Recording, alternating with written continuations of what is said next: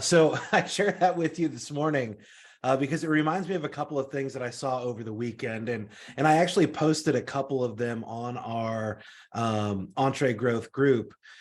This is number one that I'm going to share my screen and share with you right now. Is this one right here? An idea without action is nothing.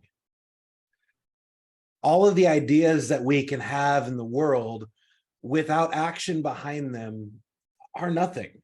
And I've heard it said a couple of different ways, and the one that I like it the most is the greatest intentions aren't as good as the smallest action.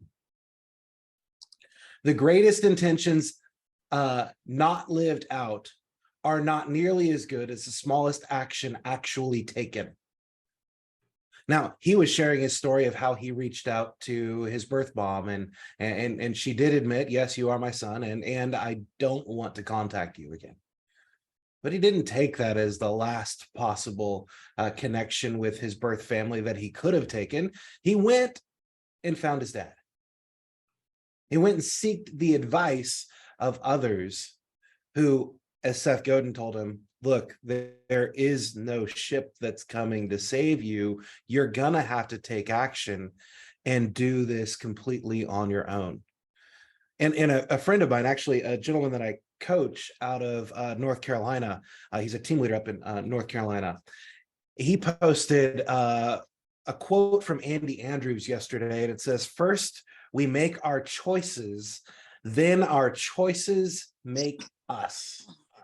First, we make our choices, then our choices make us. Every single day we have a choice to make. Are we going to have those amazing thoughts that we have, the ideas that we have? Are we going to let them stay there? Or are we going to take action on them to make them a reality, to change our circumstance, to change our world, to allow us to have the things we've always wanted before? Or are we just going to let them sit there and wait?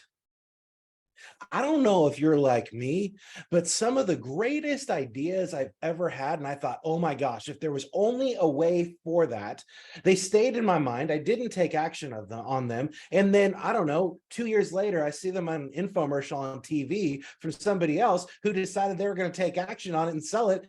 And now those people are millionaires, right? Raise your hand if you've ever thought something like that, and then all of a sudden, one of those things came to reality. I think we all have, right? Remember, every single convenience that we have today came out of inconveniences at one point in time.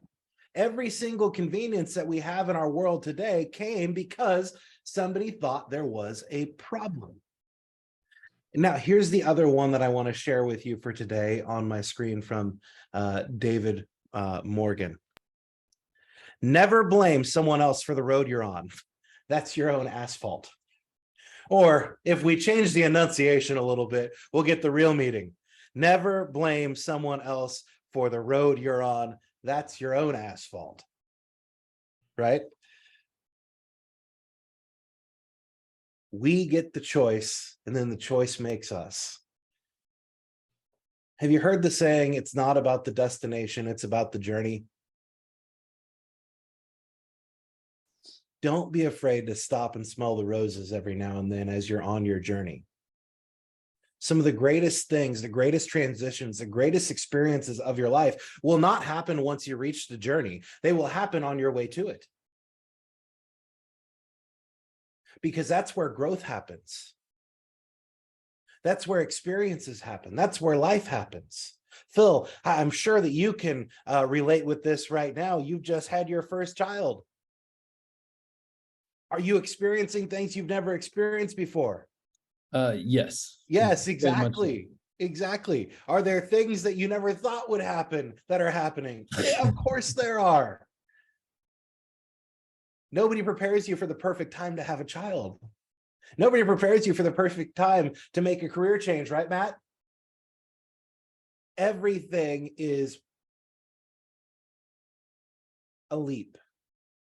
Everything is taking a chance on yourself. That's why people say you have to give up to go up. If you want something different, you're going to have to give up the safety net that you currently have in order to accomplish something greater for yourself. So what are you taking away from our conversation today? Anna, I saw you had your hand up. Good morning. How are Good you? morning. I'm so glad I'm here this morning. I'm glad you're here too. So, this is very silly what I just thought about, but how he says, his mother says no to him. And then this is a very silly comment, but a lot of people have been speaking about them making calls, and the first, you're going to get 100 no's before you get that yes.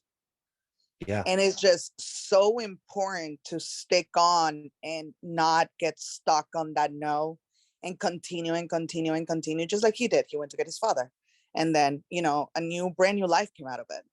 And sometimes, like the process that you're going through, you may get that no, and that same person may call you back too.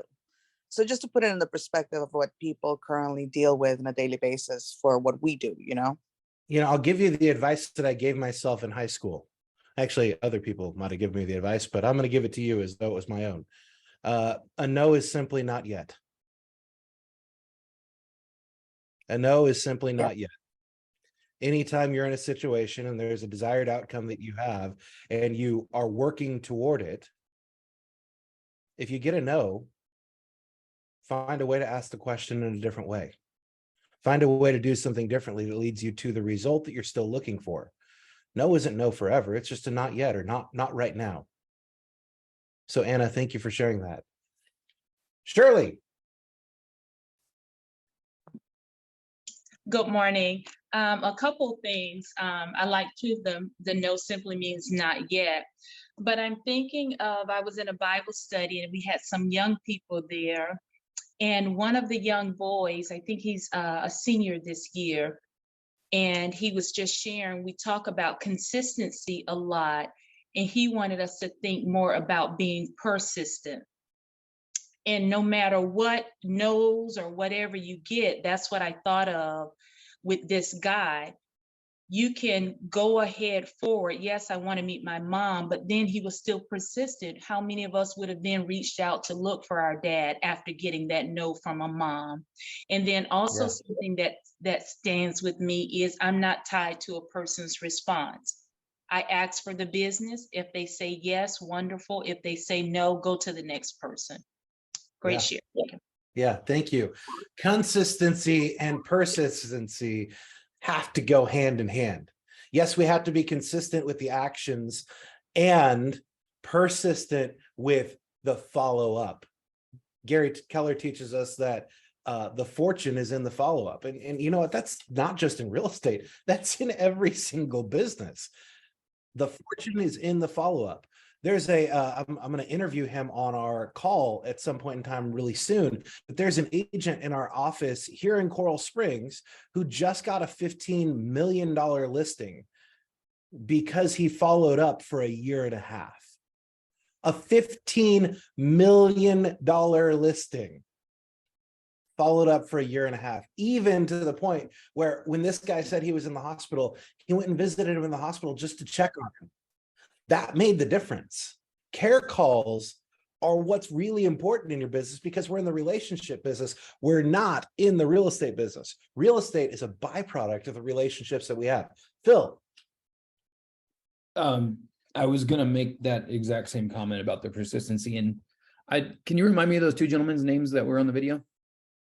Seth Godin, and I'm blanking on the other Brian or something like that, right? I think it's Brian Elliott. Yeah. So it was what I kind of got taken away from, and it made me chuckle a little bit, is the fact that not only was he persistent with finding his biological parents, but he was also persistent in getting a meeting with Seth, right? And he said he got turned down a couple of times, and I too can relate from trying to attempt to lure in one of the best real estate coaches in my neighborhood, and now finding out America. So just wanted to make that point. It made me laugh, and yeah.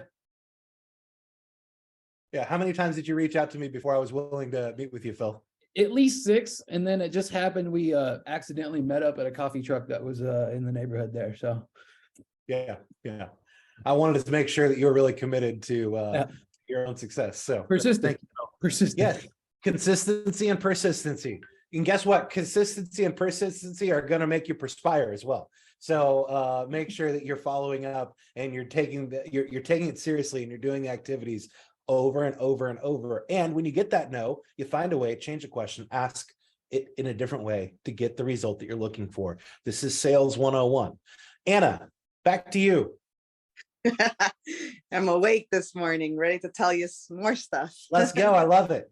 All right. So yeah, like you actually brought up a very important point, and it actually goes back to your messages, and it's very important for growth purposes and for learning purposes that when you do get those 100 no's, every single time you are getting it exactly, you fix it. So again, it goes back to your post. You don't look at, oh, that person said it because they're mean. No, you say, okay, what did I say? Let me look in, let me point to myself, because you can only correct yourself. You cannot correct the other person, but you can definitely make it better so that next time you get that same type of person, you say it in the right way, since you can, pick up from your actual no's. Yes. I mean, if we go back to bold in point far, programming leads to thoughts, thoughts lead to feelings, feelings lead to actions, actions lead to results. It's a continuous cycle over and over and over. When we follow that cycle, our programming will lead to how we think. How we think will determine how we act. The actions, how we think determines how we feel. How we feel determines how we act. Once we have those actions, we'll see the results. If we like the results, that's going to change our programming, which is going to change our thoughts, which is going to change our feelings, which is going to change our actions, which is going to change our results. It's a continuous cycle over and over and over and over again. Think about it like the boxer gets knocked down, gets back up. Do they do the exact same thing that caused them to get knocked down? Not if they want to win. They want to win. What do? They make an adjustment. They make a change. And that's what I'm asking every single one of you to do today. Make a small change today. Take that action right outside of your comfort zone today so that you can have all of the things you've ever wanted in your life. I appreciate you all for being here. I will see you tomorrow. And by the way, this week on Wednesday, we will not have a call because I'm spending the day with all three of our ALCs from our Waxman Group offices for the day. So we won't have a call this Wednesday, but I do have something very special I'd like for you to tune in and listen to. Hope you all have an amazing day, and I will talk to you later. Bye-bye. Thanks, Scott.